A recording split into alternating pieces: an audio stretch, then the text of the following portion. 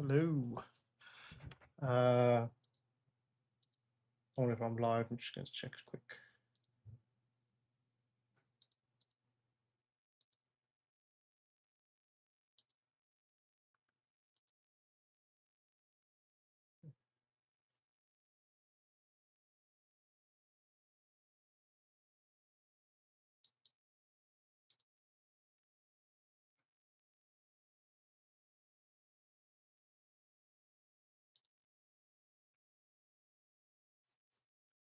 Hey guys, welcome back. I think I got to clear out my machine. I think it's got too much stuff on there. It's just packing up slowly. So I'm not sure how long I'm going to be on tonight. I think probably best to leave the stream up. Well, actually, probably best to leave the stream until next week. I need to look through my computer and see what's going on because I don't know why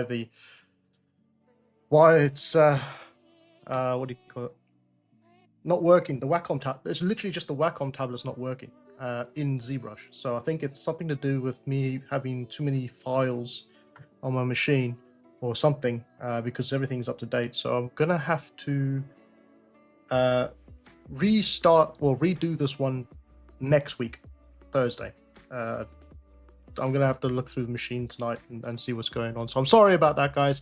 But before I go, just wanted to still say that there is the new tutorial coming out tomorrow.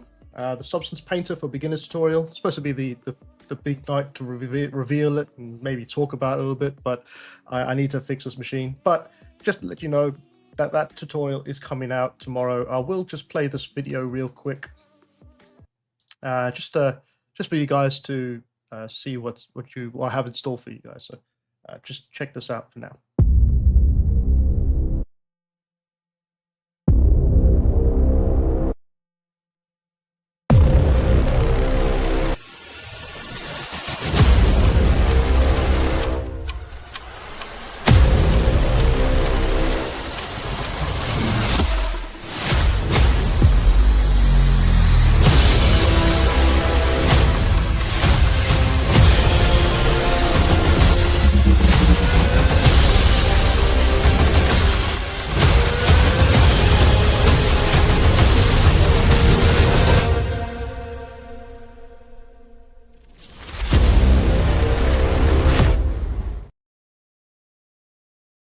Okay, so I mean, I don't really want to stop the stream now. I mean, what else could we do? I mean, if you guys want to have a sort of portfolio review or anything like that, maybe we could do that. I'm not sure.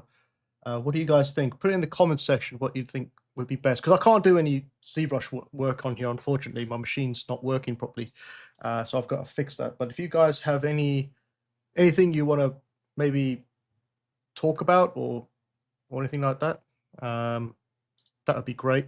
I did want to show you a couple of things actually that I found on ArtStation. I thought, yeah, the tablet's just not working, Celestials. It's just not working on ZBrush. So all the other programs it does, but for some reason ZBrush it's not working. I think,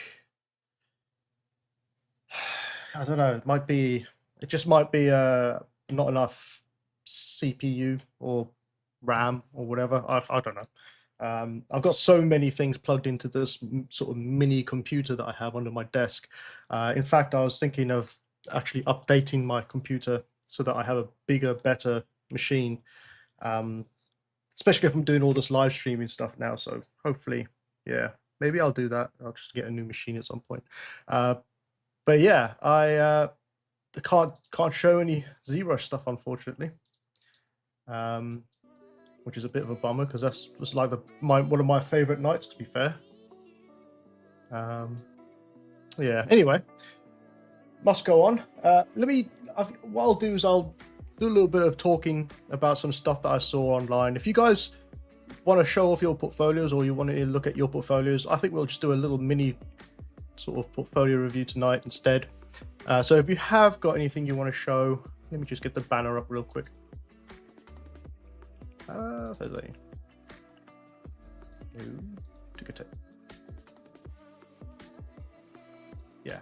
So I'll just put that little thing on the bottom there.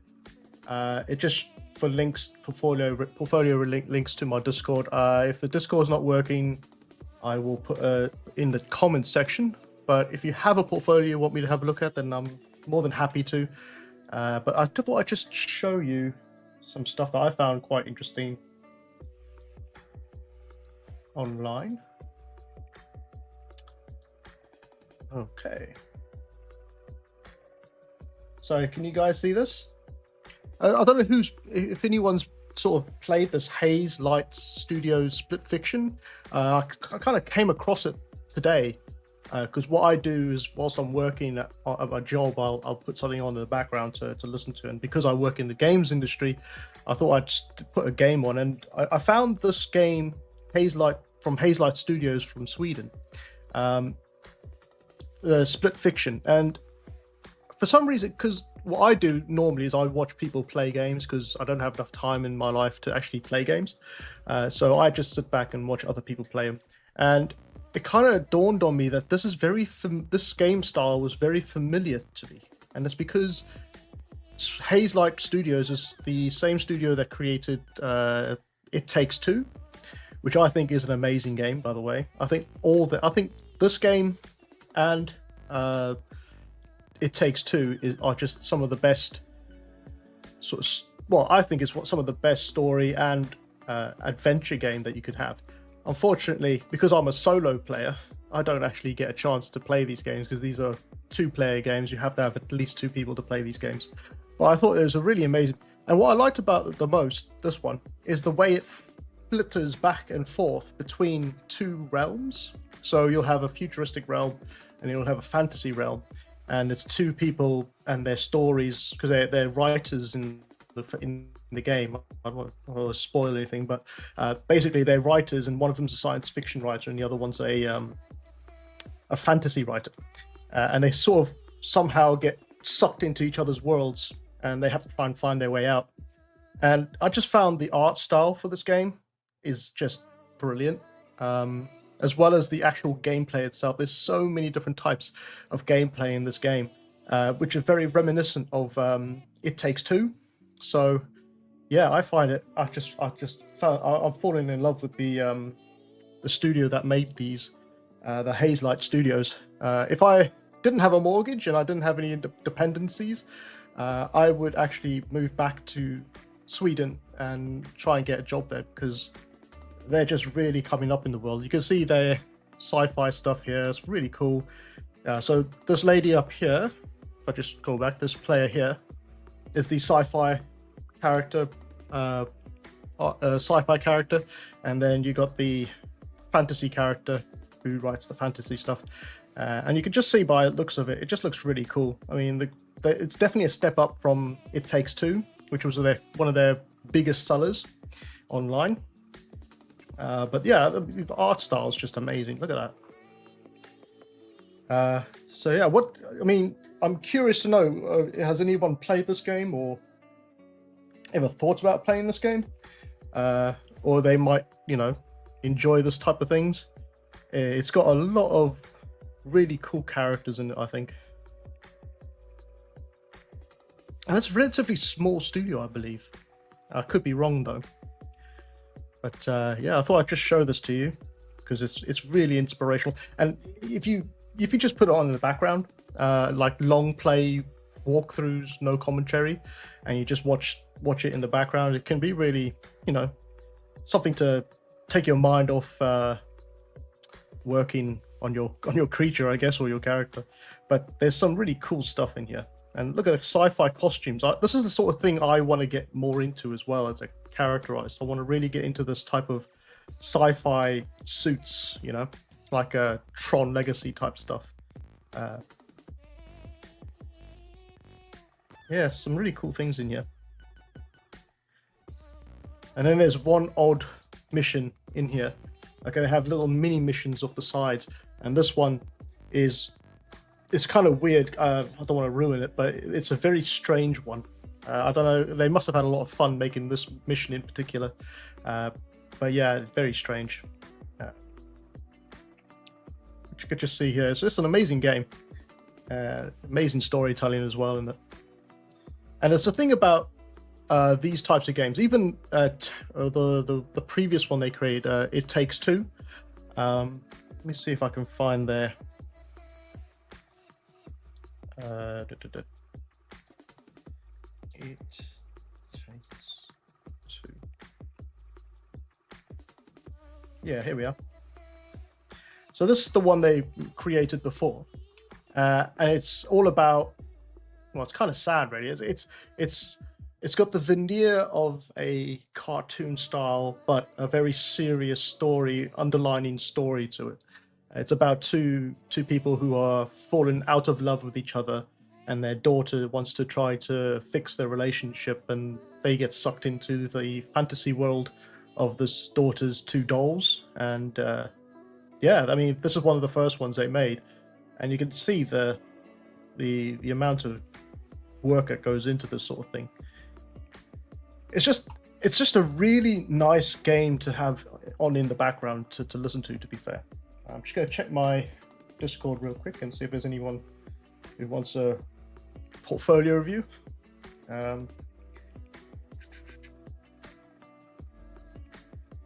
Art par, okay, art portfolio.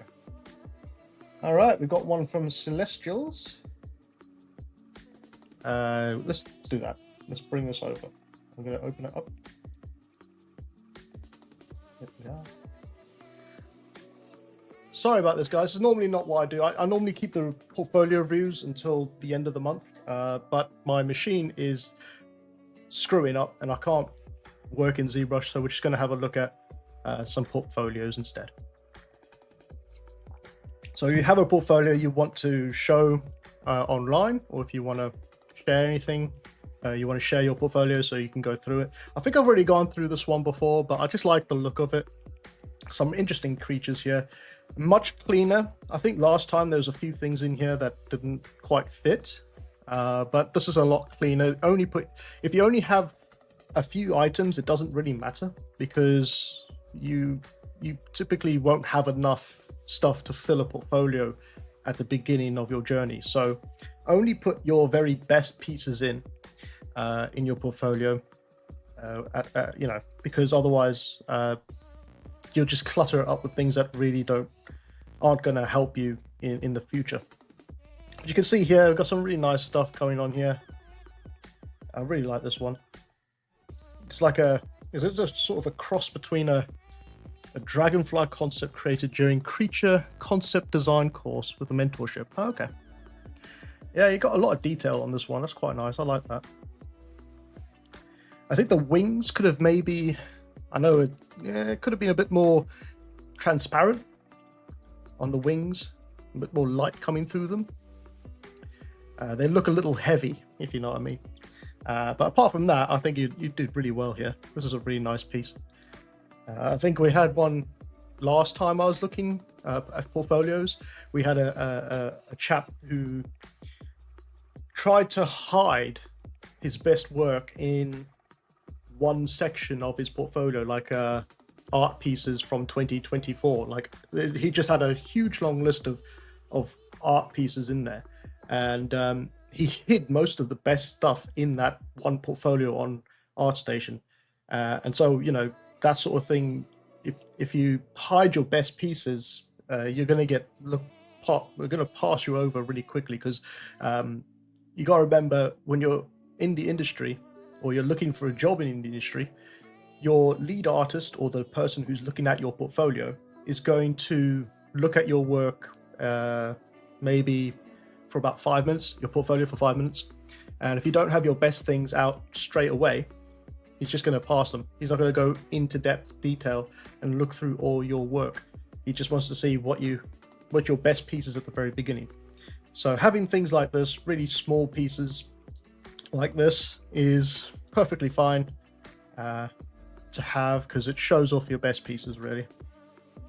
I really like this dragon as well. I would have maybe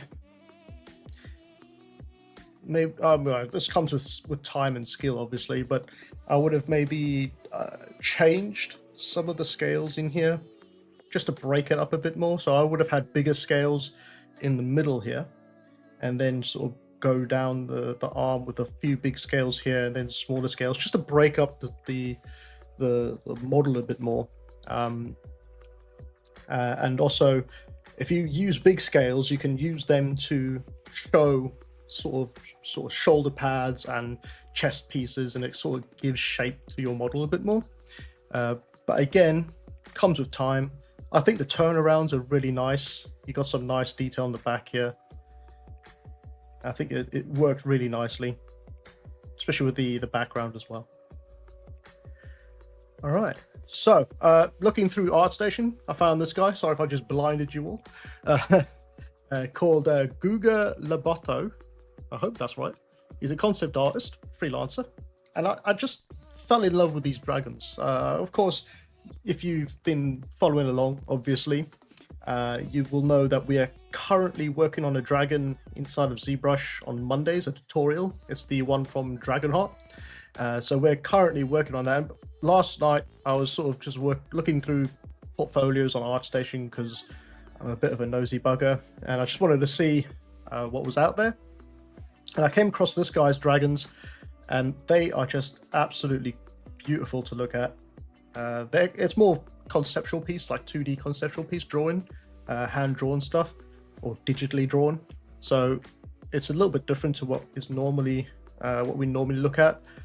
But I just thought the simplicity of his brush strokes and where he's added the detail. If you guys are ever wanting to be concept artists or anything like that, it's important to know that you don't always have a lot of time to do things. So you probably won't be able to add all the detail of like scales and all that sort of thing, but just giving hints of detail in particular areas. So you can see on this drawing that he actually focused a lot of the time on the head of the dragon, and then for the rest of it, it's kind of just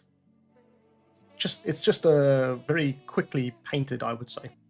It probably wasn't quickly painted, but it was a much less detail in those areas, and it sort of draws your eye towards the front here if you add more detail into here as well. And you'll find that with a lot of conceptual pieces that they do that sort of thing. And of course, you could always go and detail it even further. And I just love the shape of these dragons. I'm not a big fan of these big claws though, but yeah, if he's going to do that, then I guess it's his choice, but I would have maybe made them smaller. But anyway, again, just really nice dragons in here. Look at that one. And he also adding a bit of scale reference with this little guy on the bottom here can really help sell how big your dragon or how big your monster is or character is. So having a little bit of a reference like a human in there works really well for showing scale of your piece. And of course, I also found this one from Amir Platero. I hope that's right. He's a concept artist, a student project for Vauxhall School. I just love the sort of mix between hard rock and this pearlescent or energy inside. You know, it just really works really nicely. And I think he used ZBrush and Photoshop for this. So if you just see, yeah, he used ZBrush and Photoshop. So he's going down the route of more of a conceptual artist or concept artist. So he's got good skills in painting and drawing. So that's a must-have if you want to be a concept artist. And you can see the sort of design elements he's going for and the exploration of his designs as well. And then he kind of narrows it down as he gets closer and closer to the end. He'll start to narrow things down a bit more, and then come up with a few that he would want to work on. And I love the look of this. Look at it. And you can see by the concept, even if it's a rock monster or something that's not human, well, not humanoid, but has humanoid features, you can still emphasize those key features of the human anatomy to make your creature make sense in real world aspect, you know? So you can see we got the sort of tricep here, massive tricep, this rock, and then it's broken up with the in-betweens. You got the muscles on the back, the neck muscles here, the shoulder blade, You got the calves and the quads at the back here, and everything is sort of drawn in the way that, you know, makes sense if it was to be created in the real world, basically. Now, as a 3D artist, you probably might have to change a few things. So if you have a look here, oh god, I wish I had a pen, but I don't. If you look here, it looks really nice. Now, this is the thing you're going to come up against in the industry quite a bit when you're working in particularly in games. Films is a bit more fleshed out before it gets to you, but in games, you will see really cool concepts like this, right? You'll be handed this and you'll be asked, can you do this and make this?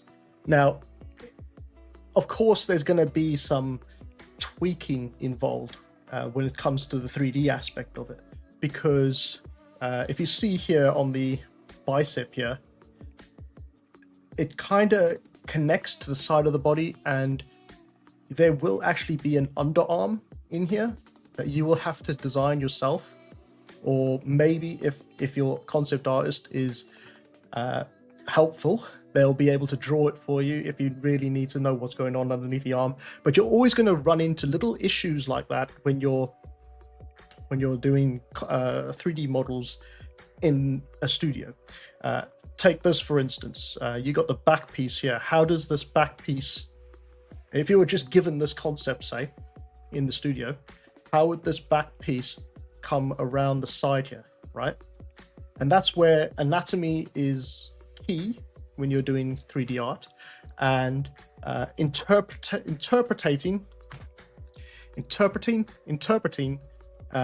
concepts. This is where you'll have to make it up as you go along a little bit. You can see here on the hips here, it kind of wouldn't work because you also have to be talking to artists, rigging artists and animation artists to solve these little issues. So when you see a piece like this, this is a final concept piece, but it won't normally be the final model because you will have to tweak it as you go along as a 3D artist. But it's a really good starting point. I mean, if you got given this as a concept, this is probably one of the best things you could ask for as a 3D artist to get, because you can get like really bad concepts where you have to interpret them even further than you would normally. But if you were given something like this is like gold dust, really. So yeah, if we just scroll down, you can see we got some iterations of it as well. So you can see how they have the perfect version, the damaged version, and the very damaged version. And you can see here, he's also sometimes concept artists will also have skills in 3D, or they should have skills in 3D as well if they're going to be concept artists. And you can see here how they have sculpted it in 3D and then taken it to the next stage inside of Photoshop, kind of how I do it as well. But they will normally go in and have more skills in Photoshop, so they'll be able to really take this thing apart and paint like the stuff that they want on the concept. So you can see how it's different, how this piece here and here is different to the one above it, how they've had to go in and completely change it. But if you have a concept artist who knows 3D, then you're going to get along in the studio basically, because they already know the limitations and the technical parameters as a character should have. Got a question here from Celestials saying, I wonder if I should add a few color variations like this artist. It wouldn't hurt. It wouldn't hurt to add some extra color variations. It wouldn't be too difficult either, because you've already got the scene in Photoshop, so you could just change the hue and saturation and just quickly throw something out there that's a little bit different to what you already have. It's definitely something you could do. Okay, I'll just check my art stations. No more. Right. Yeah, and this one. Now this one is really, really nice. It's from Florent Sully, I can't say. I'm sorry, I'm really bad with names. But basically, it's kind of an organic warrior. Now, when I look at this, I'm reminded of the film. What was that film? Has anyone seen the film Blue Sky? Or is it Blue Sky? When the aliens come from above and everybody gets blind, like hypnotized by white light. Yeah, if you've ever seen that film, it kind of reminds me of this. Or Battle Los Angeles, you know, those creatures as well. Kind of humanoid aspect of it, but this organic armor on top, and I think it just looks really cool. Let me just see if I can zoom in on here. Yeah, here we are. And I don't know whether or not this is a statue piece or if it's actually a game model. Let me just check again. Project at a retro sci-fi world. Okay, so it's just a concept actually. That's not bad. And it was all done in ZBrush, which is interesting. It must be 2025 because this looks like it's been rendered using Redshift, I believe it's called. Yeah, but it looks really cool actually. And you can see here is, again, even as a character concept artist for 3D stuff, you can come in and add some poses to your character. It's really nice the way he's set up the final image here as well. So you'll have the final piece here of the creature. Normally you have a beauty shot, which is this one on the right. And then on the far left, you'll have one without the background. It would just be a beauty shot without the background. And then a couple of renders, like gray renders, or in this case, some kind of render that picks up the detail of the armor really nicely. And that is a really good example of a character sheet that you could use and put into your portfolio as a professional piece, really. And we just scroll down and you see here we got some other close-ups maybe of a hand, anything that you think is like really good on your model. You could do like a close-up shot of it, like this hand here. He's even got various poses for the character, and there's also another version up here as well, the left version. So there must be like part of a set type thing. And then you got the gray render, the character sheet with the gray render, very basic. T pose, A pose. Just want to show off the model from all angles. So you got your front, your side, your back, and your 3/4. That's all you need, really. I wouldn't have set it up like this. I normally go for the front first, then the side, then the back, and then the 3/4. So it's a little bit different to what I normally do. But yeah, this is a perfect example of showing off your work as a character artist. Let's just have a look at some of the other things you might have in here.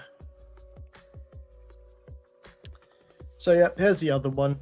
You can see, again, really nicely showing off the piece here. So you have your beauty pass, and then you have your character sheet. So the front, back, and 3/4. And then you'll have if you want, you can do a turntable. It's always nice to have a turntable, but it's not needed. If it's difficult to make a turntable, then I would suggest maybe not having it. This is obviously a guy who's a professional, or a person who's a professional at what he does. So it's nice to see them though. Celestial says he's showing animation with layers in ZBrush in another monster. That's shocking. Okay, have to look into that. And then yeah, another beauty shot here. And of course the gray turnaround. So this is more the kind of way I would do it. I would still put this character, the second image, onto the far left, but each to his own. Let's have a look at what else he's got here quick. Oh god, look at that. He's got so much in here. Yeah, I think I've used one of his artworks before as a reference. Yeah, it's not bad. I like this one. I love this whale. Look at that. He's even put a little cat I don't know why there's a cat, but you know, a little cat as a reference for this massive creature. And again, you know, having some kind of reference. If you put your thumb over that cat, right, or you just, you know, hide the cat, this creature, okay, we know it's a whale, right, but this creature could be any size. Adding some scale of reference into this character sheet really does help sell the magnitude of the character or creature that you are trying to portray. And then of course you got some concept pieces here, which is really nice. Really love seeing these types of concepts as well. Again, little cat or whatever it is at the bottom there for reference. And it also got some development stuff, and development stuff's really nice as well. If you're not a 2D artist and you're a 3D artist, I would highly recommend starting to learn to use more drawing techniques, especially at the early stage of development stuff, because it will help you build on your, well, first of all, it's going to help build on your drawing techniques, and secondly, it's going to help you help show you how shapes work, and that's very important when you're sculpting as well. So I don't do it a lot, but if I was to do a completely unique creature of my own from start to finish, the whole shebang, you know, take it all the way through development, through to the final development, I would do what this person has done, do a silhouette version, development style. Then I would do some, what do you call it, in the B slot, do some breakdowns of them, and just continue developing it until I got something that I really liked. And you can see here he's got two versions here, version 1 and version 2, and under one, the test shot, not quite happy with that. I wouldn't put that in there. It just looks a bit unfinished to me. And of course you got the character sheets and a dead whale as well. Okay, that's a cat because it's got a cat in it, right? Okay, it's a part of his show, a part of the movie, I guess. That makes sense.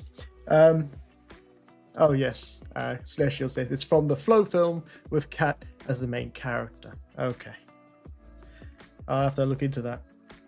Is that just a trailer? I'll have to look into it later. Cool. All right. So, what else has he got? I'm kind of hesitant to go any further on ArtStation because of stuff on there that YouTube won't like me seeing, showing on live streams. So I'm kind of stuck with this guy for a little bit. But yeah, if you guys have any questions or you want to know anything or talk about anything, then please put it in the chat and I'll get around to it. Again, apologies, I cannot work ZBrush at the moment because my Wacom tablet seems to be having a hissy fit and doesn't want to work. So we will just be doing some portfolio reviews or looking at other artists as well. So yeah, if you have any questions, please let me know in the chat, and I'll try to get around to it as best I can. Try and find another one, just off screen, trying to find some other art pieces that I quite like the look of. I think my internet's slow as well, doesn't help. Just not going right today. Let's have a look at Godot's portfolio, shall we? Whilst we wait for my internet to catch up. So you can see this person is very much a sort of fantasy, loves the dragon stuff and warrior type stuff. I like this. That's really cool. I would love to learn how to paint like this in Photoshop. It's just a really nice finish to it.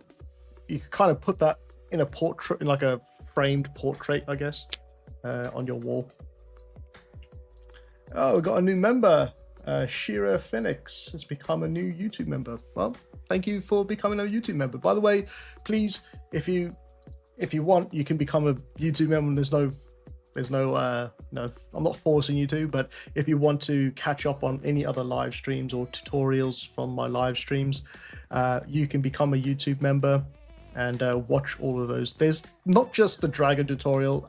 Every Thursday, kind of go over something new whilst I sculpt. Obviously, this one is not tonight because of the technical difficulties I had. But yeah, become a member and you can check out the other ones, really. I love this. Even this is really cool. It doesn't even need any paint on it, I don't think. I think that looks really nice. Okay, let's have a look at how this stuff he has. Where's the other one, actually? Let's have a. Is this the same one we just saw? No, let's have a look at this one.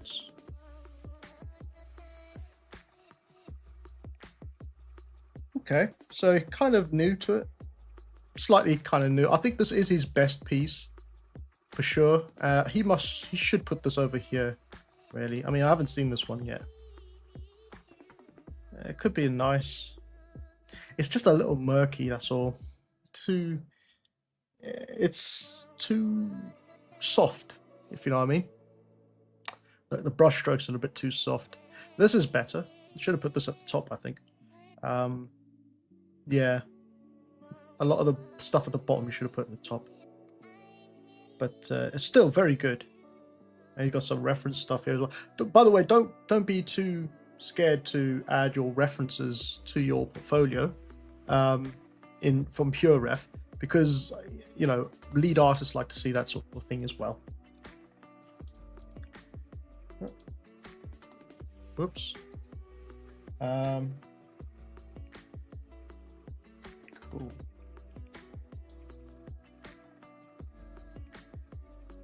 I got one here from Gavin Lopez. Been following you for a while, just wanted to show some love. Keep up the great work on your page, inspiring for sure. Well, thank you very much. That's pretty much why I created this YouTube channel, is to inspire others. I know that, you know, a lot of beginning artists and people who probably are dipping their toes into 3D art and art in general, online or digital art, are, you know, still trying to figure out where's the best place to learn it. There's a lot of, like,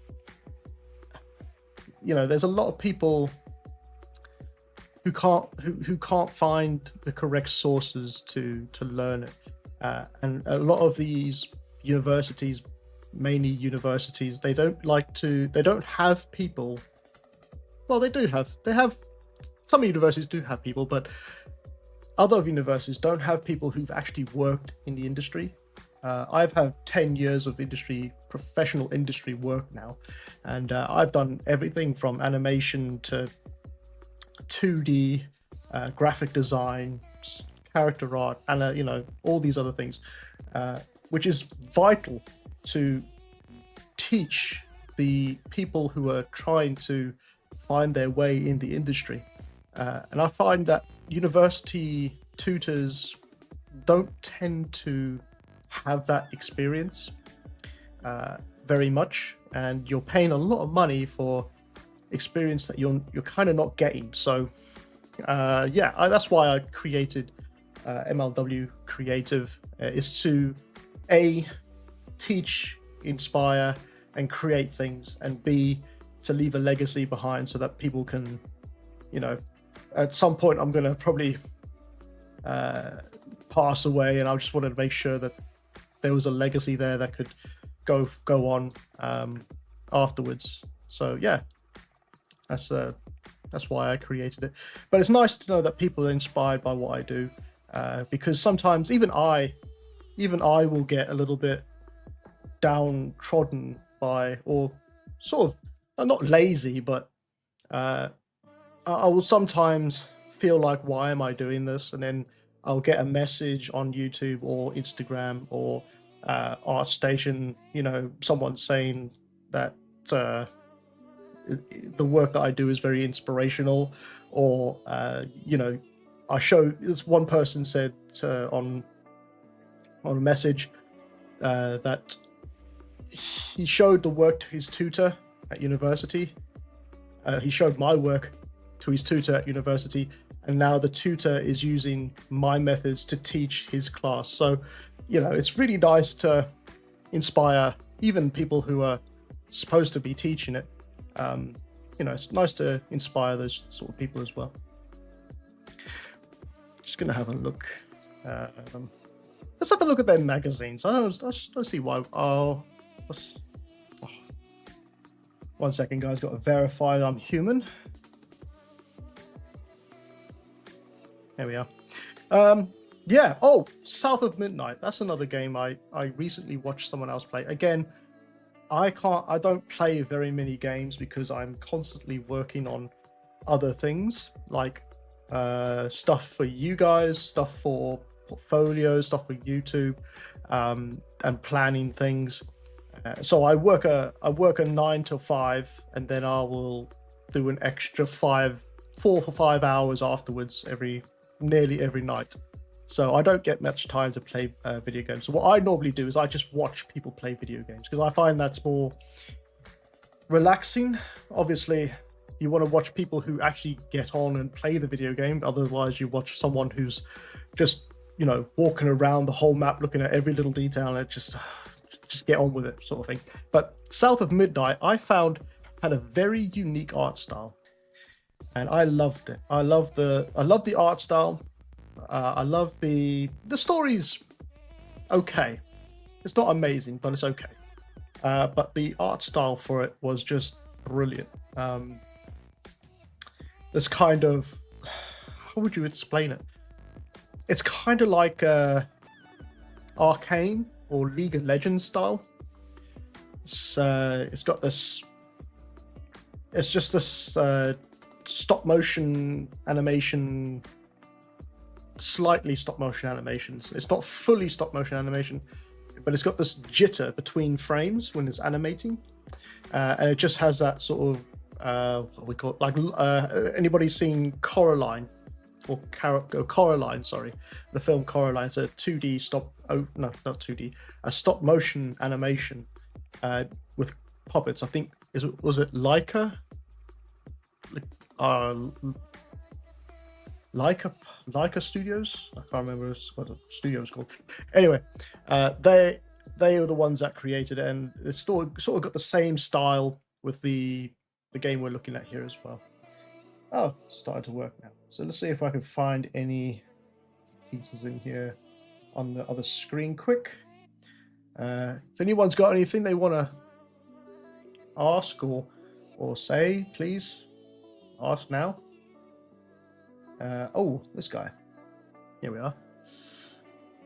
So I actually used to work with this guy. Antoine Vernet is a senior creature artist, and I used to work with him in film. And he's a very popular artist, I think, in the industry. But he has some amazing looking artwork in here, and he's also someone who works in 2D as well. So he does a lot of drawing. Hand-drawn work as well in here, but you can see he's very much in demand for sort of film and TV studios. So that's the sort of thing he does. He works in. He doesn't work so much in game design, but what he has got is just amazing artwork, and he's got a very particular style as well when it comes to his creatures. The sort of heavy set jaw underneath, you can kind of see that in a lot of his work. They all kind of look similar, but they all have a twist to them as well. So he's got this rhino in here. I think it's this one, this alien rhino, Sandhorn. So what he's done is he's kind of taken a rhino and he's stuck a different type of head on it, and you've got yourself a creature, a new creature. I just find the creativity he has and the attention to detail he has as well, because he'll actually sit there and sculpt the wrinkles, every single wrinkle and every single bit of scale on it. I think there's videos of him doing it as well. I think this one, yeah, you can see this sort of crocodile with a bear infused in it. So he's got like a crocodile with a bear body, which I think is bloody scary if you ask me.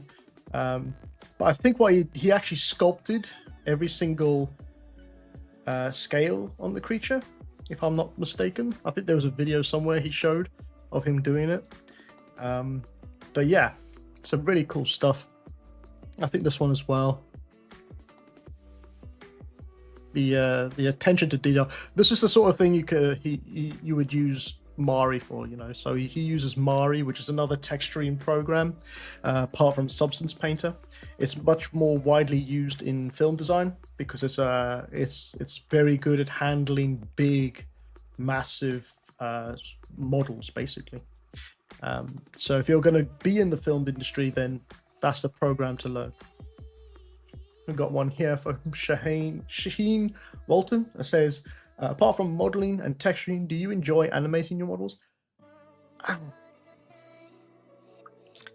I would enjoy animating them if I knew how to animate them professionally, because animating characters is very difficult. It's so easy to see bad animation than it is to see good animation. So I would prefer to leave that to someone else who is proficient in it and who just loves to animate characters, because they know how the body moves and the secondary movements and all these other things. And if I was to do it, I would probably just be rotating joints and stuff like that. It wouldn't be a professional job. So yeah, I would love to learn to animate, but it's a completely different skill, and it's one of those ones like if you're a concept artist, you're predominantly, the most of your time is going to be learning how to draw, learning how light and shadows work on a you know, through painting and all these other things, right? That's a concept artist. You're a 3D modeler, you're going to learn how to sculpt, you're going to learn how to create shapes in 3D and texture and all those sort of things. Animation is a completely different animal. They have to know the ins and outs and movements of everything that they're doing and make it look realistic. So it's kind of a speciality. These groups, you can put them all in groups, really. So it's, you know, modeling and creature design has its own group, concepting has its own group, animation, even rigging, which is very closely linked to animation, has its own group, because it's an art form itself, rigging. And if you were to learn to rig or become a technical animator, which is what they call them, you would probably do very well in the industry, because they are in high demand.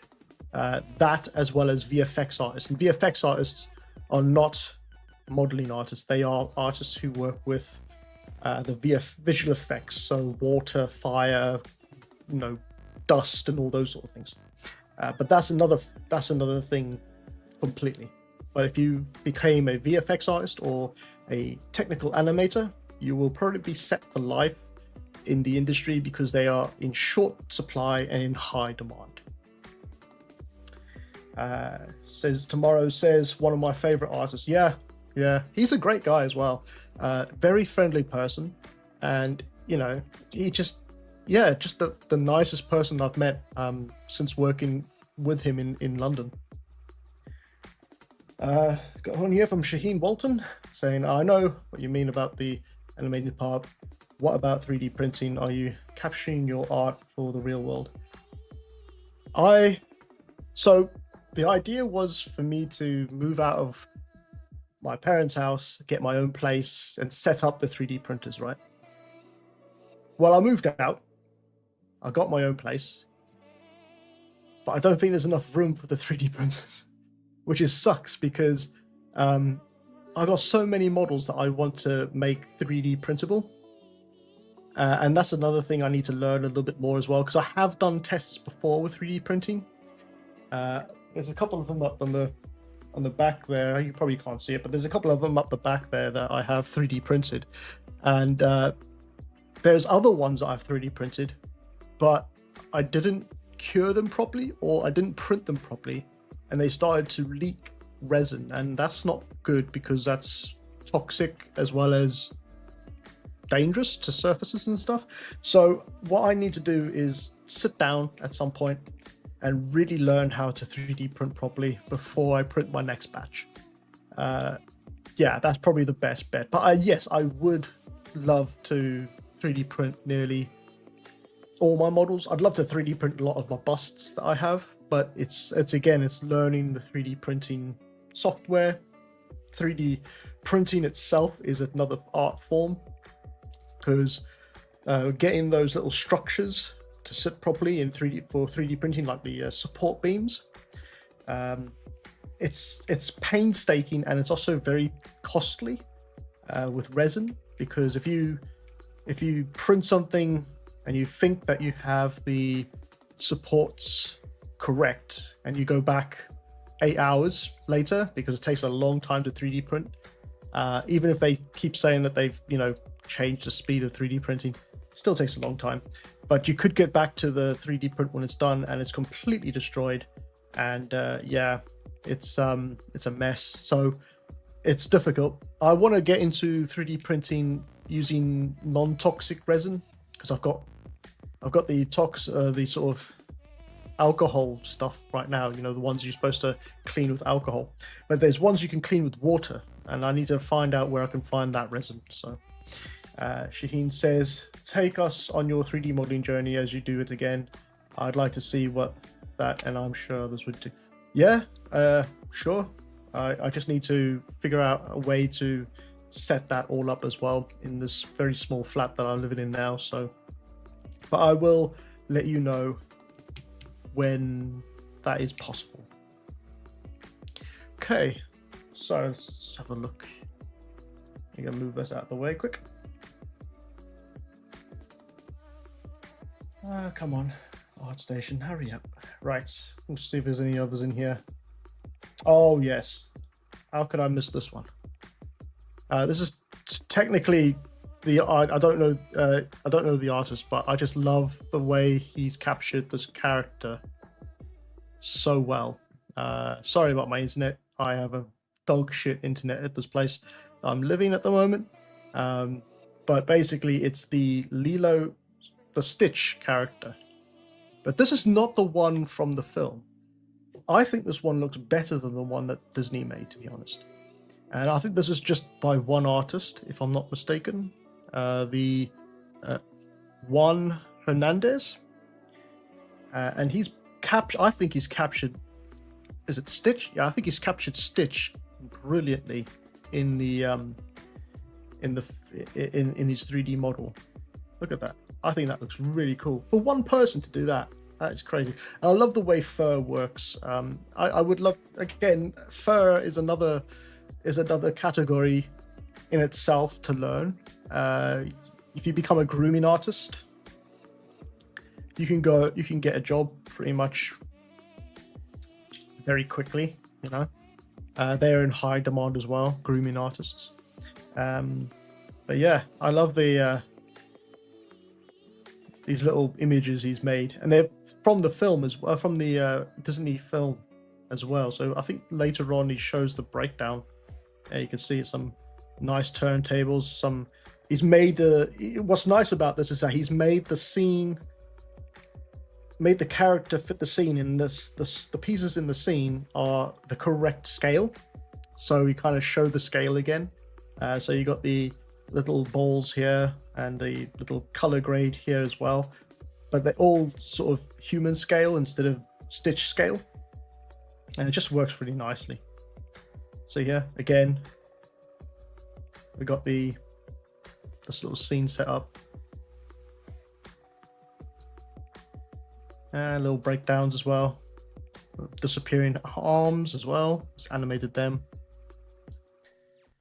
I think this one would have been better. So you can see, so you can see here, he's tried to replicate what you see in the film, the Disney film, using these stills, like iconic stills, I guess.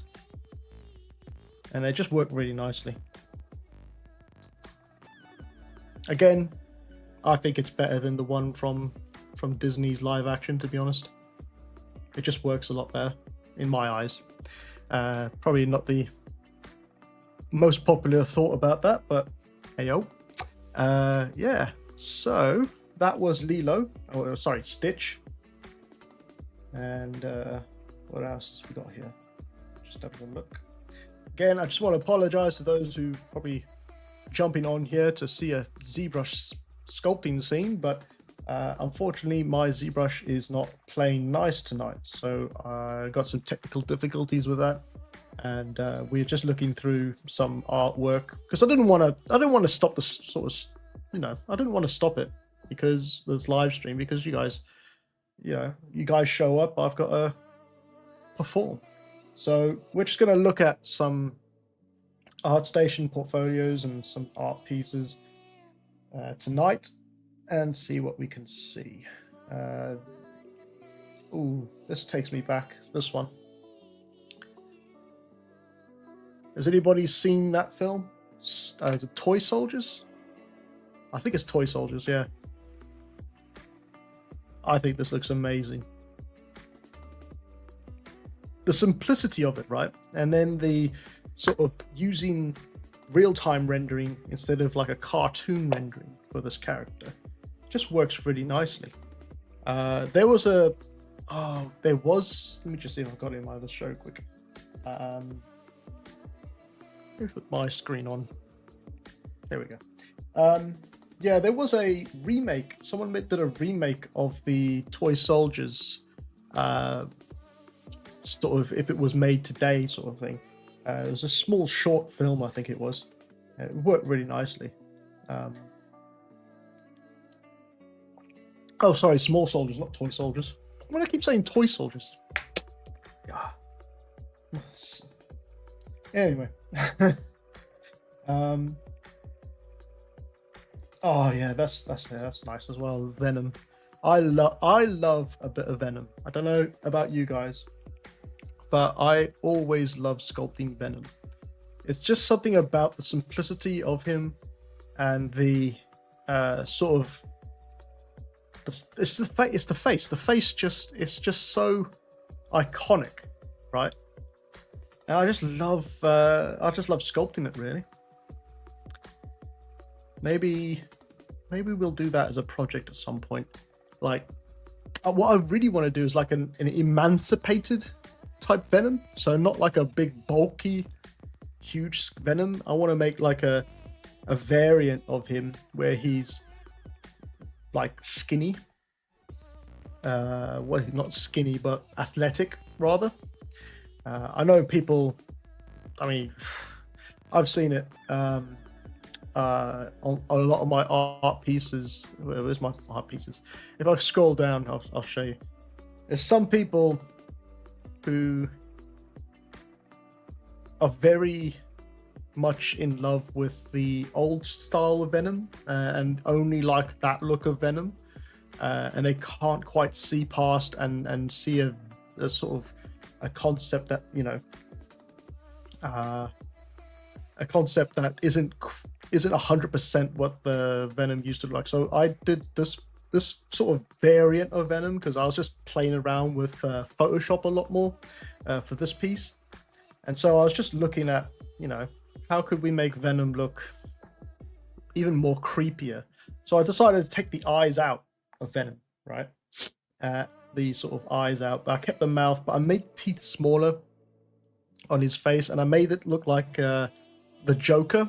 So he has like a humanoid mouth at the front, and then as he opens the mouth, these pieces here will expand out as well. That's the kind of idea I was going for. But I just got completely rinsed on Instagram when I posted this on Instagram by people saying, that's not Venom. Venom doesn't look like that. Like, all right, well, okay, calm down. You know, it's exploration. It's a concept. I quite like this Carnage as well. Kind of like a gruesome, decaying type version of Carnage. Yeah. Joseph Bonkowski says a Sheldon Cooper plus Venom variant would be wild. Yeah. Sheldon Cooper. God. Is that show's ended now? I believe. I don't watch much TV, guys. Sorry. I used to watch a lot of TV, but I don't watch that much TV anymore. Yeah, I want to do a couple of orcs as well. I quite enjoyed doing these orcs, to be fair. Where is he? Is there any others down here? No, not really. I think that would be quite a nice piece to have, actually, if we did a sort of a venom creature like this one. If we did something like this as a project, I think that would be quite nice. I always liked the original Spider-Man logo or Venom logo on the front. I don't know why they haven't done it yet. You know, they've had so many years to do it. I know that there's probably some sort of copyright thing, or what do you call it? Sort of. Oh, I forgot what I was going to say. Anyway, don't matter. Yeah, but like I said, Venom, very much a cool character, a must-have. I say a must-have in your portfolio, but that's just me because I love Venom. Okay, so let's see if there's anything else in here.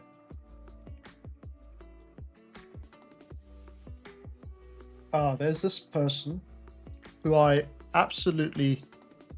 This guy is just a beast at what he does. I don't know if there's a lot of Warhammer 40k fans in this live stream, but I am a Warhammer 40k fan.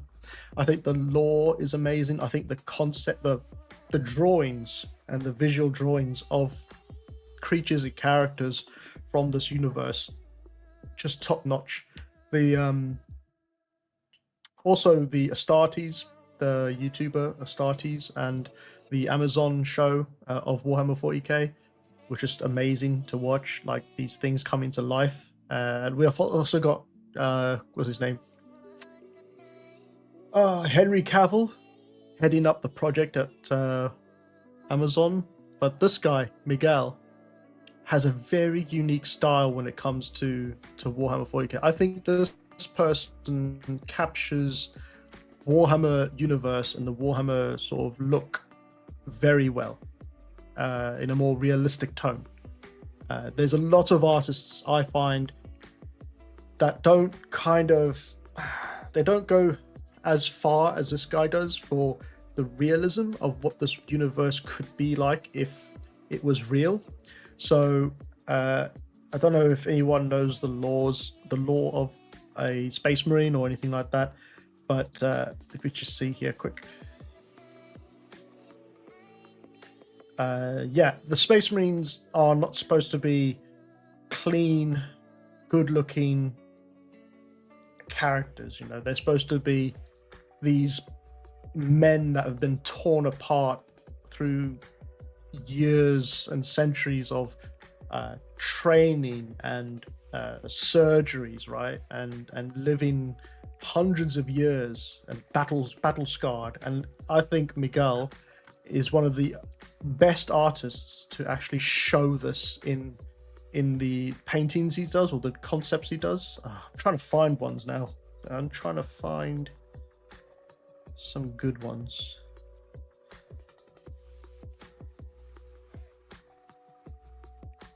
But yeah, he's probably one of the only artists I can say that captures the universe really well. And he works. It's kind of weird how he works as well, because what he'll do is he'll start with the face of the character, right, and then he'll work his way outwards, and it's his completely unique style of painting and concepting.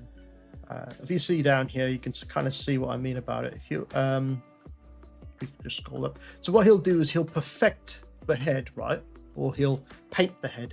If you ever watched one of his videos, but the head that he paints would be quite large, and then he'll scale it down and then build everything around it. So the detail is still in the face, but he's building everything else around it as well. And then, you know, he'll incorporate it later. Yeah, I think he's just got the amazing art. Oh, there's some stuff here. So you see, even the female characters have battle scars all over them. These people are not like clean faced at all. And there's a lot of backstabbing and stuff like that when it comes to this sort of universe and whatnot. But it's, yeah, if you ever have a chance, just check out his work as well. His name's Miguel Iglesias. Oh, I hope that's right. Bloody hell. He's living in Malmo, Sweden. There we are. Yeah. He did a Henry Cavill image here somewhere. There's some images I wanted to show. Like the versions of human, like these are the sort of space marines, the heroes of the universe type thing. But you can see they're not perfectly clean characters. What's that? I want this one. So you can see he's got battle scars all over. He's got things plugged into his head. The shape of his neck and everything is just massive because of the training and the surgeries and all that sort of thing over time. Miguel even goes through in one of his sort of live streams of how to paint or draw a space marine, on how the anatomy of a space marine is so much more different to a human being's anatomy, right? Because they've been augmented through surgeries and stuff. Their chest cavities are bigger, their arms are wider.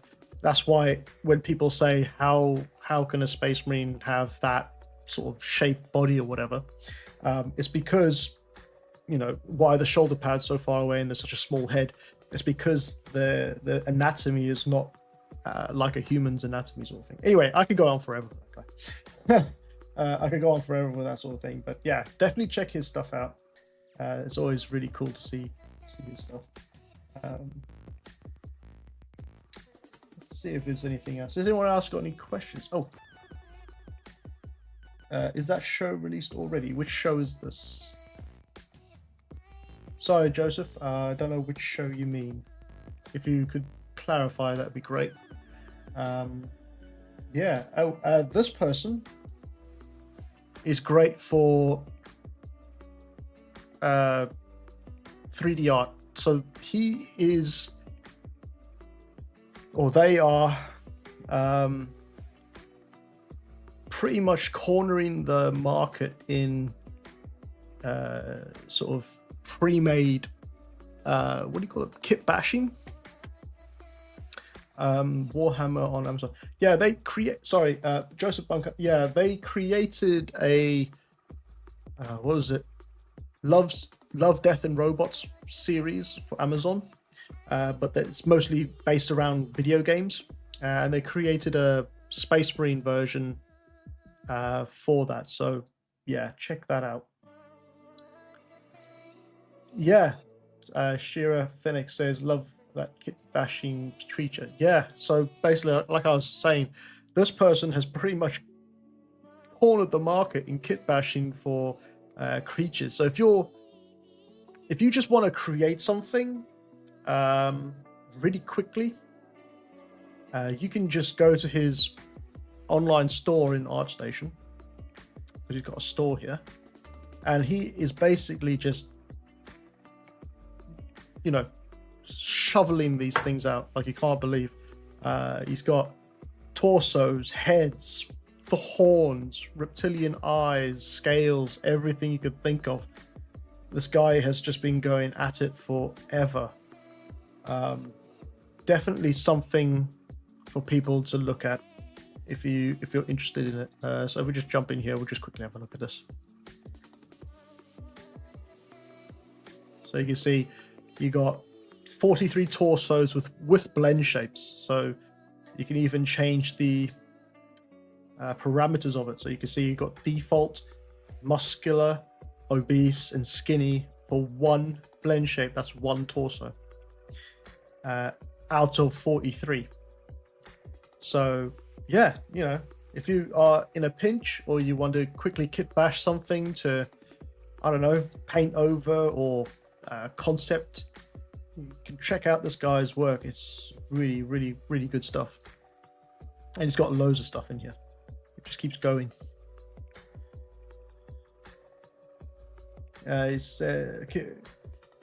So Joseph Podcast says, so it's like Ready Player One and Easter Egg. We'll take a look on that. Yeah.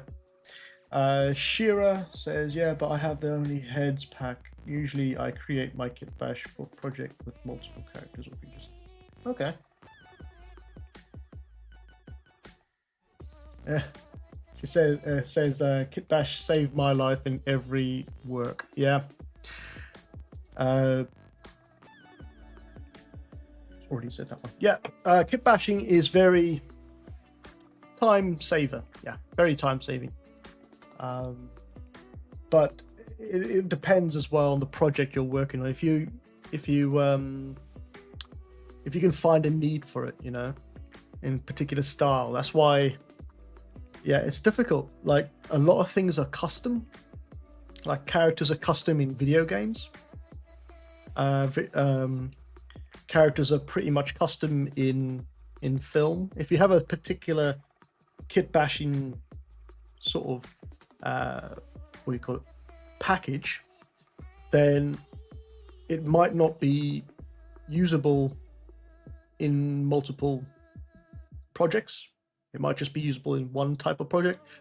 It's difficult. You could probably get away with it if it's, you know, every single project you do is set in a demon world, then you can do that with one demon package. You could probably do that, but yeah, projects change all the time, unfortunately.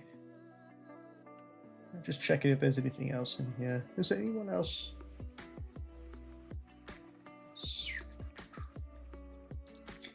Yeah.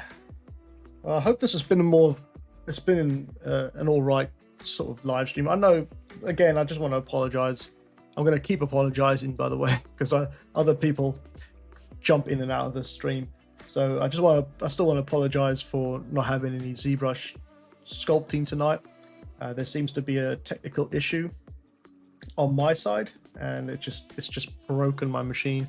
I keep getting verification, asking me for humanoid verification. Anyway, I thought I saw this as well. I don't know if people remember this creature from Starship Troopers, the Arachnid warrior. I really like this. I actually want to sculpt this as well at some point. I'm wondering whether or not to make a new tutorial on how to sculpt this in ZBrush, because it's just one of those iconic creatures that you know. Apparently they're going to remake this film as well. They're in talks about remaking Starship Troopers, which I'm very much for, but they say that it's going to be much closer to the original book rather than what we had in the 90s. I think it was the 90s. So I'd be interested to see what they do, but this creature is just such an iconic shape. And I watched it like a week ago. I watched the original Starship Troopers. I gotta tell you, the 3D graphics still holds up to today. If you watched it today, you would think that it was made yesterday, if you know what I mean. So they were ahead of their time with this film, and it's such a shame that they didn't want to go further with it. I think there was a lot of issues about what do you call it, the messaging in it as well. I don't think a lot of people liked the messaging in it, but you can see here how easy the shapes are to make this creature. So maybe we could, look into this as well. Probably start, after we've done Should we do it off screen and sell it? Maybe I'll do that as a tutorial. Just sell the tutorial for that. I have to look at it. Well, if I could get my machine to work properly, would be a start. Cool. Yeah, massive fan of this creature design. Okay, all right, guys. I think I'm gonna leave it there for tonight. I'm just checking the Discord. Nope, no one in there. Cool. Yeah, I'm gonna leave it there tonight. I'm so sorry again that there was no ZBrush sculpting tonight. Totally my computer's fault and not mine. So you can't blame the artist. Never blame the artist. But yeah, so I just wanted to share with you all again the trailer for the new tutorial that is coming out tomorrow. It's a Substance for Beginners, and we'll leave on this, and I'll just jump back in and say thank you to the people as well. So I'll be back in 1 second.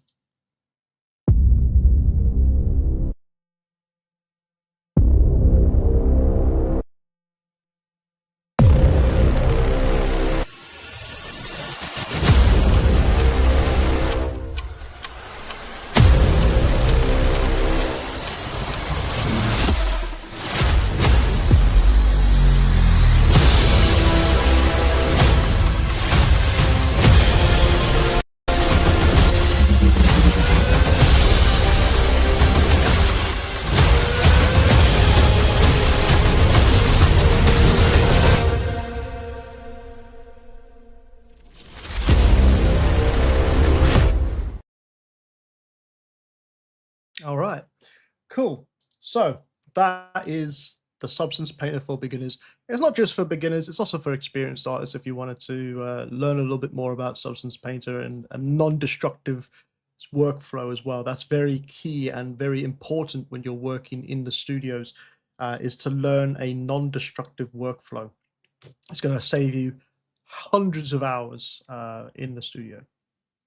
At the price, you can. I'm not going to give away the price just yet. I think I'll just leave that until it's published, because it varies on the online store. I think one of them it's cheaper for some reason. I don't know.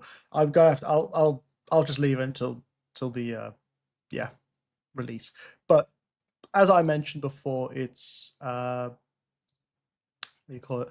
It's for beginners, but experienced artists might be able to, get some information from it as well, or some skills from it as well. It's a non-destructive workflow. I go through the entire UI layout of Substance Painter with it as well. So you'll get to learn what all the buttons do. And then there's a mini tutorial on how to use Substance Painter in a non-destructive painting or non-destructive texturing style. And then we'll export the materials. I'll use Marmoset Toolbag to render the model, but typically you could take the textures into Unreal Engine or any other rendering program to see it on your model. The models come with it, so you get the high poly and the low poly UV map models of the Hell Knight included. And it's about 7.5 hours of tutorials, so you'll get your money's worth out of it, really. So yeah, that's coming out tomorrow. I just want to say big thank you to all my YouTube members. So here we go. Let's see if I can do this. We've got RG Gaming, Mehmet Garcia, Gosa, a Chinese name that I can't pronounce because I can't read it. I'm so sorry. Khalil, Wesley, DEV, and VS SWAT, as well as the newest person, I believe, Shira Phoenix, which is not on there yet because they joined tonight. I just want to say thank you to you guys. My 1-monthers, Nicholas Anastasios. I'm just going to say his first names. Nicholas, Sierra Pong, Japanese guy. Thank you, Japanese guy. Abishik. Abish. Oh, I'm so bad with names, so late. Abhishek, thank you guys. I'm so sorry that I ruined all your names. Second monthers, I will say thank you, Joseph Bonkowski, Jace Burgoyne, Dave Newhouse, Mateo, Alpernatif 35, which I'm pretty sure is still a German hair brand shampoo, Ganesh, Joe Louis Frateas, Maria Carvalho, and Ivan Savoyne. Oh, right. Thank you guys very much. And for my tier threes, I want to just say thank you to Aaron Tolman, Ganesh, Owen Vandermine, Hofi76, and Jimps. So thank you very much, guys. We'll be back on Monday. Hopefully, I'll be able to fix the issue with my ZBrush by then. Fingers crossed. If for Monday. Yeah, have a great weekend, and I'll see you guys on Monday. Take care. Oh,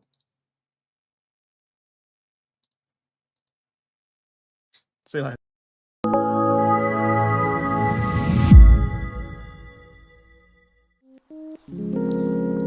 Thanks for watching.